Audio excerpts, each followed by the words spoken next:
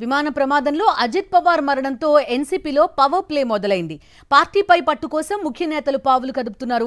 శరద్ పవార్ వర్గంతో అజిత్ వర్గం విలీనం కావాలని కొందరు భావిస్తుంటే సీనియర్లు మాత్రం వేరే రూట్లో వ్యూహాలు అమలు చేస్తున్నారు.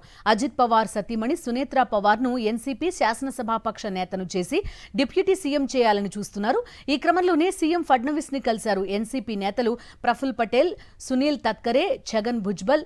ప్రస్తుతం అజిత్ పవార్ వద్ద ఉన్న పదవులు, శాఖలు ఎన్సీపీకే ఇవ్వాలని కోరారు. సునేత్రా పవార్ ని డిప్యూటీ సీఎంను చేసి బారామతి ఉప ఎన్నికల్లో పోటీ చేయించి గెలిపించాలన్నది ప్లాన్. ప్రఫుల్ పటేల్ ఎన్సీపీ అధ్యక్షుడవుతారని సమాచారం. అయితే ఎన్సీపీ ఎస్పీ మాత్రం విలీనానికి రంగం సిద్ధమైందని చెబుతోంది. ఫిబ్రవరిలో దీనిపై ప్రకటన ఉంటుందని అనిల్ దేశ్ముఖ్ సహా పలువురు నేతలు అంటున్నారు.